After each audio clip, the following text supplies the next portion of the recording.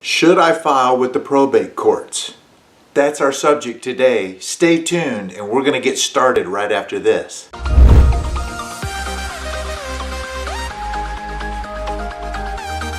Okay, hi everybody. My name is Kes Stadler. I'm the Associate Broker with Atlanta Communities and a certified probate real estate advisor. I'm your specialist. I can help you through the entire probate process from beginning to end. I have a team and we're ready to get started for you. But let's go ahead and talk a little bit about what probate is.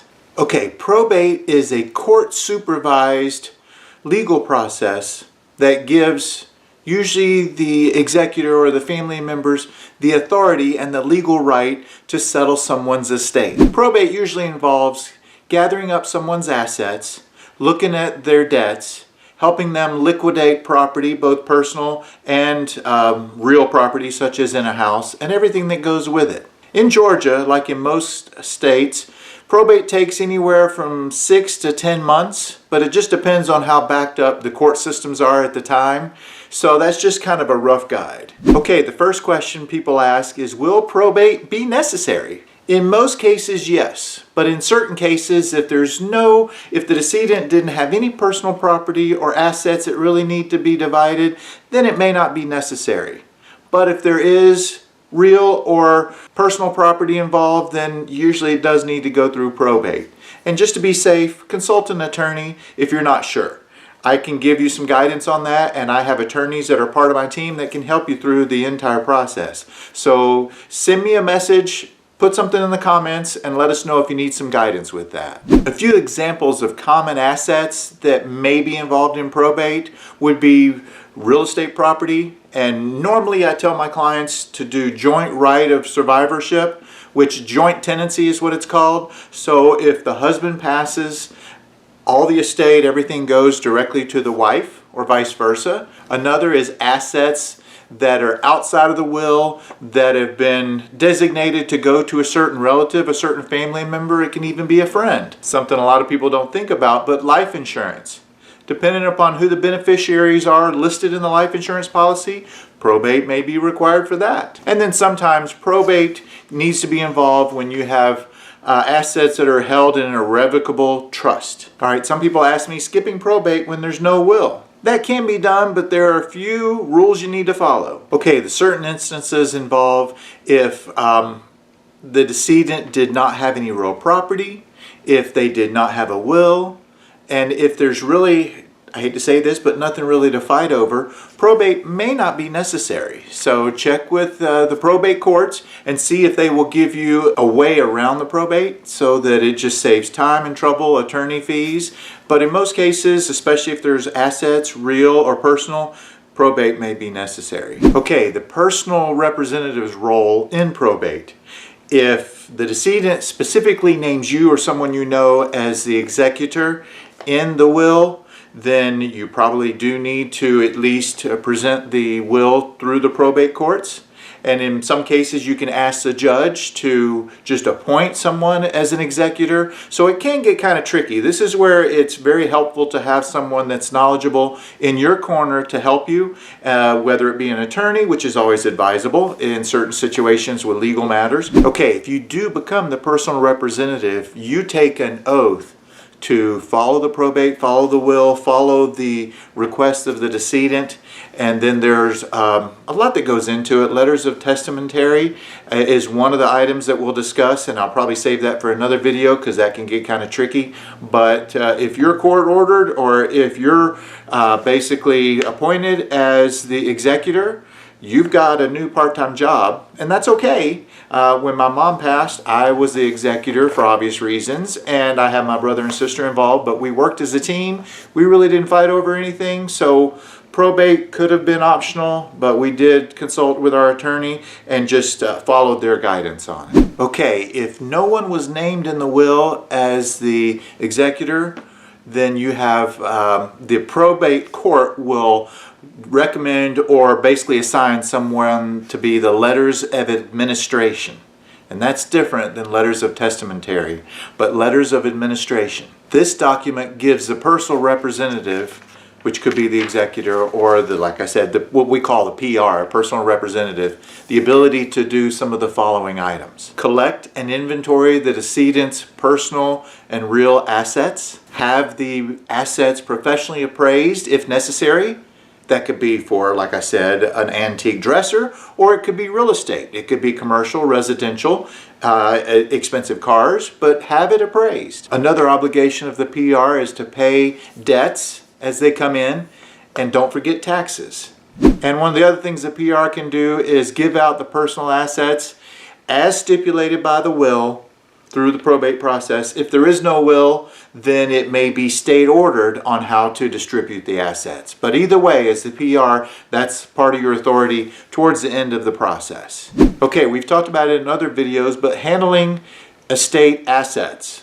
When it comes to real property, homes, rental properties, investment properties, second homes, you really need to hire a professional, get a real estate attorney involved to help with the closing on that, get it on the market by a licensed realtor. If you're in Metro Atlanta, that's something we can help you with, but you also need to have it appraised. What you want to do is make sure that all the beneficiaries feel like they're part of the process, keep them up to date on what's going on, and also make sure they feel like they've been treated fairly. Everybody just wants a fair shake and wants to be fairly represented and fairly treated in this process. Okay, another thing the PR will do and part of the process is open maybe a separate bank account, separate checking account. That way bills, liabilities can be paid for, such as taxes or utility bills if the home is nearby, or you want to keep utilities on just to be safe. So that's something the PR can do, is go ahead and set up a separate account. If you as the PR have the funds, you can go ahead and pay these bills as they come in and they get reimbursed by the estate. If you don't have the funds, then talk to your attorney. There's a way you can make it happen. If you don't have the ability to pay the bills as they come in, you can do that through the estate. Okay, and as I was just saying, if you don't have the funds, if you need to sell some personal property or assets to pay all these debts, don't just arbitrarily go out and sell things. Make sure you get it approved by the probate court or by the real estate attorney, so that way you're protecting yourself and you're protecting the estate. Okay, another part of the probate process is dealing with debts and taxes. Within 60 days of the decedent's passing, the PR must advertise in the paper about the estate and basically ask for all collectors. That's their chance. If they have a collection against the estate or against the decedent, that's their chance to come out of the woodwork and file a claim if need be. And as PR, this is part of your obligation, is to work with the attorney and definitely do that by the book. You don't want to have any issues. I've had clients before that didn't follow the right protocol and it really came back to be a big mess. They got it resolved, but attorneys wound up getting involved, and it was just added an extra 6 months of headache and stress on top of an already stressful situation when a loved one passes away. Another question that people ask me is the PR, how do we handle state, federal, local taxes? And you as a representative, that is something you have to deal with. And make sure you don't forget state, federal, one or the other. So that way the estate is clean and clear when you're ready to go ahead and distribute funds and finalize everything. You don't have any last minute gotchas coming up. Something a lot of people ask me about is a federal estate tax return. And that's not really normally required unless we're talking a larger amount. And if we are talking larger money, then you obviously would want to have a professional help you through that process. Don't try to wing it. Whether it's $10,000 or $10 million, I don't recommend winging it when it comes to this, but definitely if there's larger money involved, because beneficiaries come out of the woodworks and keep the probate courts off your back by doing it strictly the way they recommend doing it. And as PR, that's part of your job. Okay, last but not least is distributing property and closing the estate. The PR, which might be you in this case, can only distribute assets once all the debts and taxes and everything else has been settled with the estate.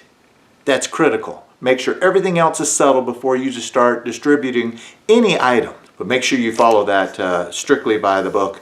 I know I keep saying that, but got to be careful. And one other thing, as the executor of the PR, you're going to want to do is have a real good account of everything that's being distributed. Make sure you have that well organized, well filed before you start distributing any personal assets, money, or anything else, or even real property.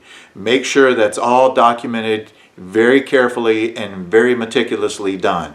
That just protects you, it protects the estate, and keeps the probate court and the system off your back, making sure you've done it right. Okay, and last, once you as the PR or executor have filed all the necessary paperwork with the probate, you've handled the debts, you've handled the taxes, then you can go ahead and file a request to go ahead and disperse property, which basically gives you or the executor, whomever might be in charge through the probate system, the legal authority to go ahead and distribute the assets. One thing through the courts is the court will look it over and make sure you as executor or PR have followed all the rules, done everything by the book, and then they will go ahead and authorize you to be allowed to distribute all the assets. So make sure if you're going through the probate system that the judge and the courts sign off on it before you start doing it. All right, and then once you have followed all the rules, done everything you're supposed to that we talked about on this video, then you as the PR executor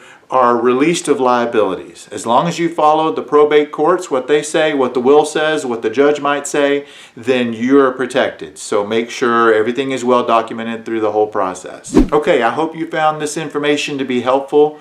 This is just the tip of the iceberg. There's a lot more that goes into it. So if you'd like more information, send me a private message and be sure to like and subscribe to my channel. I give a lot of good information about residential real estate, about the probate process, how to become an executor, everything that goes in it. And lots of videos. If there's a certain video you want me to put together, just let me know. But as always, thanks for tuning in. Have a great day and take care.